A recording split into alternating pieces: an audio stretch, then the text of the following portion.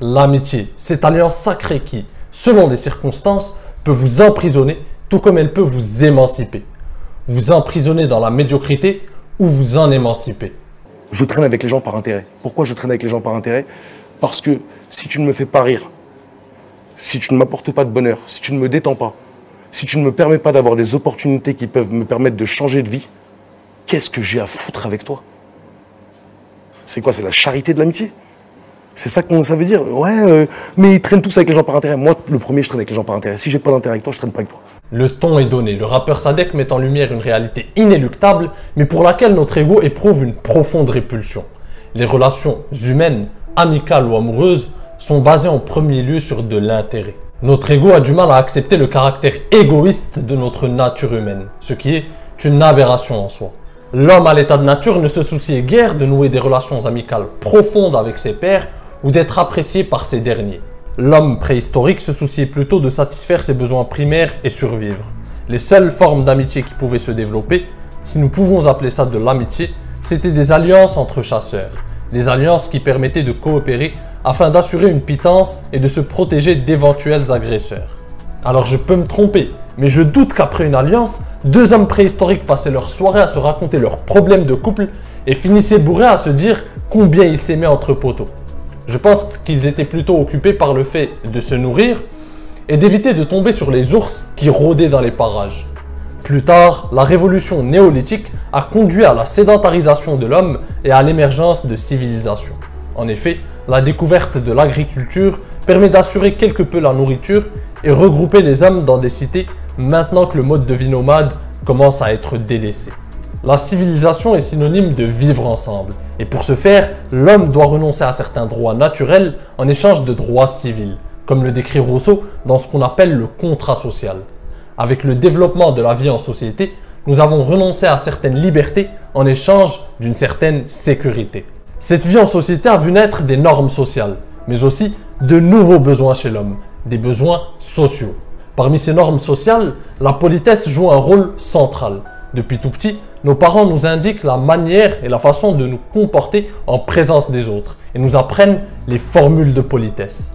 Comme vous pouvez le deviner, l'homme à l'état de nature n'usait pas de politesse. Il se servait, il s'imposait, point.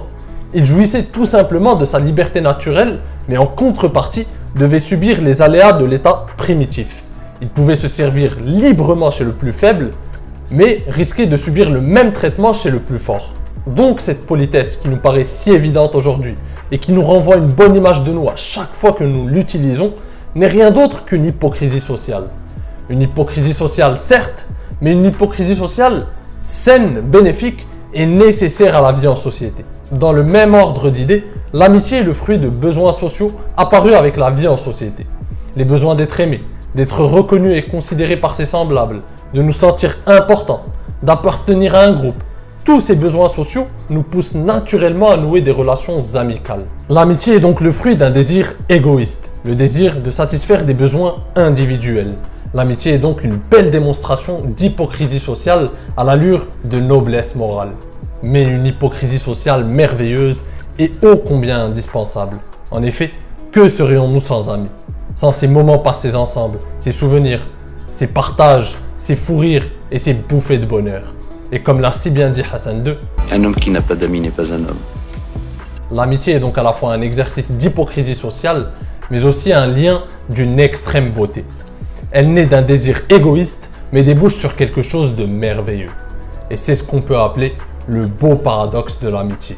Le problème, c'est lorsqu'on masque le caractère égoïste de l'amitié pour ne mettre en valeur que le côté sexy. Notre côté narcissique nous persuade alors que l'amitié est un acte altruiste en lui conférant une sorte de noblesse morale.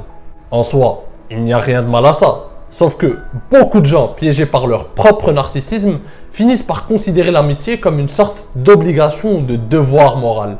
Et ça, c'est extrêmement dangereux. L'amitié n'est pas un devoir moral, mais un contrat relationnel. En considérant l'amitié comme une sorte d'obligation morale, vous vous assurez d'être toujours loyal et fidèle envers vos amis. Ce qui est, je vous l'accorde, tout à fait honorable. Mais le revers de la médaille, c'est que vous pouvez rester coincé dans des relations pernicieuses. Tentons d'illustrer cela. J'imagine que si vous êtes ici, c'est que vous êtes une personne ambitieuse. vous avez plein de projets en tête et de rêves à réaliser. Dans ce sens, vous êtes dans une bonne dynamique dans votre vie. Vous avez mis en place de bonnes habitudes et vous avez à cœur de réussir vos projets. La question qui se pose dès lors est la suivante. Devriez-vous garder par fidélité un ami d'enfance qui vous tire vers le bas? Un ami qui passe son temps à se détruire et qui ne cherche pas à évoluer? Un ami qui ne vous apporte rien à part peut-être des ennuis? Devriez-vous garder cet ami par devoir moral? Je vous laisse méditer là-dessus. En attendant, voici ce qu'en dit Jordan Peterson dans son livre best-seller 12 Rules for Life. Voici une question qui mérite réflexion. Si vous avez un ami que vous ne recommanderiez ni à votre sœur, ni à votre père, ni à votre fils, pourquoi le gardez-vous donc? Vous pourriez me répondre par fidélité. Mais la fidélité n'est pas synonyme de bêtise. Elle se doit d'être négociée, équitable et honnête. L'amitié est un accord réciproque. Moralement, rien ne vous oblige à soutenir quelqu'un qui vous complique l'existence. Votre cercle social vous conditionne. Votre environnement vous conditionne. Ce que vous lisez, ce que vous mangez, ce que vous écoutez et qui vous côtoyez forment votre réalité. Là où vous en êtes aujourd'hui dans votre vie est le résultat de tous vos choix et décisions passées. Or, vos décisions sont prises en fonction de votre perception de la réalité. Si votre vision de la réalité est triste, pessimiste et anxieuse, vous aurez tendance à prendre des décisions destructrices et qui vous nuisent à long terme. A l'inverse, si votre vision de la réalité est optimiste et que vous voyez le monde comme une terre riche d'opportunités, vous aurez tendance à prendre des décisions qui fructifieront vos ambitions à long terme. Vous n'imaginez pas à quel point votre cercle social façonne votre perception de la réalité. Il est dit que nous sommes la moyenne des 5 personnes que nous côtoyons le plus. C'est simple, si vous traînez qu'avec des personnes pessimistes qui se plaignent tout le temps, leur caractère va finir par se calquer sur vous et vous serez un géniard à votre tour. Il en va donc de votre responsabilité de vous entourer de personnes qui s'alignent avec vos idéaux, vos ambitions et votre bienveillance. Négocier des contrats amicaux qui vont dans le sens de vos intérêts, mais aussi de ceux de vos amis. Des contrats gagnant-gagnant qui vous permettent de vous élever mutuellement. Et si les termes de ce contrat ne vous arrangent plus, aucune obligation morale ne vous force à renouveler ce contrat. Et tous mes amis autour de moi ne font pas de rap, mais on est une communauté où tout le monde charbonne. Tu charbonnes pas, t'es pas mon ami. Qu'est-ce qui nous pousse à fréquenter les mauvaises personnes? C'est une question qui mérite réflexion.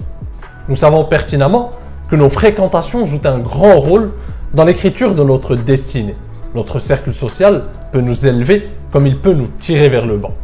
Alors, pourquoi arrive-t-il que nous choisissions comme amis des personnes opposées à notre évolution? Jordan Peterson en donne une première explication. Parfois, quand on a une piètre opinion de soi, ou peut-être lorsqu'on refuse d'assumer son existence, on choisit de côtoyer des individus qui ont déjà eu des problèmes par le passé. Convaincus de ne pas mériter mieux, ceux-là sont moins exigeants, à moins qu'ils n'aient simplement aucune envie de fréquenter des gens mieux qu'eux. En effet, côtoyer les mauvaises personnes comporte certains avantages. Il est plus facile d'adopter des habitudes destructrices que l'inverse. Il est plus facile de stagner que d'évoluer. Il est plus facile de baisser son niveau que de chercher à l'élever. Et ces mauvaises personnes encourageront vos habitudes toxiques et critiqueront vos bonnes initiatives. Ils tolèrent la médiocrité et la bassesse intellectuelle et haïssent toute tentative de s'en émanciper. Vous êtes dans une zone de confort qui mènera à votre perte sur le long terme. Alors vous pouvez vous donner bonne conscience en vous disant que vous êtes fidèle envers vos amis. Mais en réalité, vous n'êtes fidèle qu'à la paresse, à la médiocrité et à l'anéantissement de soi. Au fond de vous, vous savez que vous êtes en train de trahir la personne la plus importante de votre existence.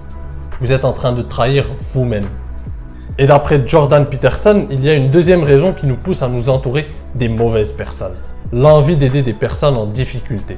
On pourrait supposer que c'est l'apogée de la noblesse morale. Mais pour Jordan Peterson, la réalité est beaucoup plus complexe. On peut aussi choisir des amis néfastes pour d'autres raisons. Parfois pour les secourir.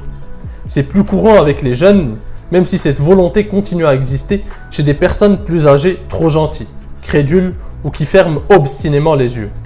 On pourrait m'objecter, il est tout naturel de voir le bon côté des gens. Le désir d'aider son prochain est la plus grande des vertus.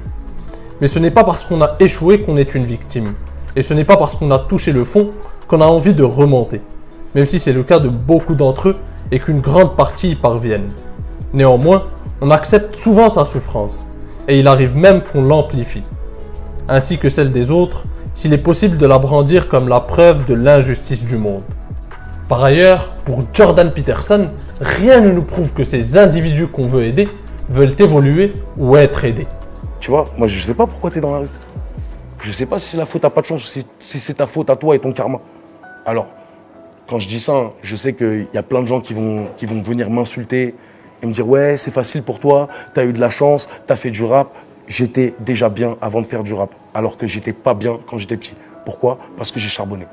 Il est beaucoup plus probable qu'un tel individu ait simplement décidé de renoncer en raison de sa difficulté au chemin qui mène vers le haut. Et derrière votre envie d'aider ces âmes damnées se cache un plaisir beaucoup plus subtil, le plaisir de flatter votre côté narcissique. En effet, il est plus facile de paraître vertueux à côté d'un individu totalement irresponsable. D'ailleurs, Jordan Peterson insiste sur un point. Pour lui, on a souvent tendance à minimiser l'impact d'un individu sur sa propre existence. La plupart des fois, nous pensons en voyant quelqu'un avoir des difficultés que la vie a été injuste envers lui ou que tout simplement, il n'a pas eu beaucoup de chance et que ça a été difficile. Certes, mais d'après Jordan Peterson, penser cela, c'est quelque part ôter la responsabilité de cet individu sur sa propre vie. C'est quelque part lui ôter tout pouvoir. Or, d'après ses propres expériences avec ses passions, etc., Jordan Peterson avance que la réalité est beaucoup plus complexe. Et que d'ailleurs, essayer d'aider ces individus en difficulté peut même les enfoncer, voire nous enfoncer avec eux. Et voici l'exemple qu'il utilise pour illustrer cela. Imaginez le cas du responsable d'une équipe d'employés remarquables qui vont tous dans le même sens afin d'atteindre un objectif commun. Imaginez-les travailler dur, brillants, créatifs et unis. Mais la personne qui les encadre est aussi responsable d'un individu perturbé, peu efficace, dans un autre service. Le chef bien intentionné a un jour l'idée d'intégrer cette personne à problème à son équipe exemplaire, espérant qu'il y trouverait un exemple à suivre. Que se passe-t-il? La littérature psychologique est sans ambiguïté sur ce point. Le nouveau venu va-t-il se tenir à carreau et filer droit? Non. Au contraire, c'est le reste de l'équipe qui décline. Le nouvel arrivant reste toujours aussi cynique, arrogant et névrosé. Il ne cesse de se plaindre, de tirer au flanc. Il manque des réunions importantes. Son travail de mauvaise qualité provoque des retards et doit être refait par d'autres. Il continue cependant à être aussi bien payé que ses collègues. Ceux qui travaillent dur autour de lui ont le sentiment d'être trahis. Pourquoi je me mets en quatre pour tenter de terminer ce projet alors que le nouveau se la coule douce? Se demandent-ils tous. Il se produit exactement la même chose quand des juges placent des adolescents délinquants au milieu de pairs relativement plus civilisés. C'est la délinquance qui se propage et non la stabilité. Il est beaucoup plus facile de faire baisser son niveau que de l'élever. D'ailleurs, vous ne pourrez pas aider quelqu'un qui n'a pas envie d'être aidé. Vous ne pourrez jamais changer les gens, à part si cette volonté de changement vient du plus profond d'eux-mêmes. Et d'ailleurs, pour vous illustrer ça, je vais vous donner un exemple qui va tous vous parler. Vous voyez le nombre de gars qui finissent par se laisser aller en couple et finissent donc par devenir de véritables fardeaux pour leurs partenaires, pour leurs copines. Et si vous avez bien remarqué, dès que la rupture s'annonce, dès que leur copine les quitte, ces gars se transforment du tout au tout. Ils finissent par prendre de meilleures habitudes, de changer radicalement. Pourquoi? Parce que finalement, le fait que leur copine les ait quittés a amorcé un véritable choc chez eux. Et ils ont fini par comprendre que quelque chose n'allait pas et qu'ils étaient en train de prendre la mauvaise direction dans leur vie. Et ce choc, cette rupture, a fini par les réveiller. Donc, on voit donc que vous pouvez faire plus de bien à quelqu'un en le quittant parce que cette rupture, qu'elle soit amicale ou amoureuse avec une personne qui est en train de se détruire, peut faire naître un véritable choc. Alors que rester avec lui, c'est un peu cautionner son mauvais comportement et son mauvais état d'esprit dans sa vie. Donc soyez exigeants dans vos amitiés et liez-vous avec des personnes qui sont exigeantes envers vous à leur tour. Un accord réciproque. Voici ce qui, selon moi, doit être une véritable philosophie de l'amitié. Jordan Peterson l'a très bien résumé. Écoutez attentivement ces mots extraits de son livre. Choisissez des gens qui souhaitent améliorer les choses et non les aggraver. C'est une bonne décision qui n'a rien d'égoïste. que de choisir des amis dans la présence vous sera bénéfique. Il est tout à fait acceptable et même louable de fréquenter des individus qui seront ravis de vous voir progresser. Si vous vous entourez de personnes qui vous soutiennent dans vos efforts, elles ne supporteront ni votre cynisme, ni votre caractère destructeur.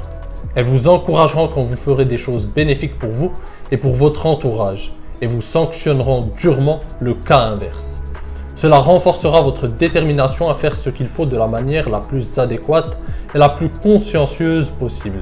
Ceux qui n'ont aucune envie de viser plus haut feront le contraire. Ils proposeront une cigarette à un ancien fumeur et une bière à un ancien alcoolique. Ils seront jaloux de vos réussites et de vos exploits. Ils vous priveront de leur présence ou de leur soutien. Ils tenteront de minimiser vos actes en mettant en avant les leurs, réels ou supposés. Peut-être essayent-ils de vous mettre à l'épreuve, de voir si vous êtes vraiment sincère. Mais la plupart du temps, ils vous rabaissent parce que vos progrès mettent en lumière leurs propres défauts.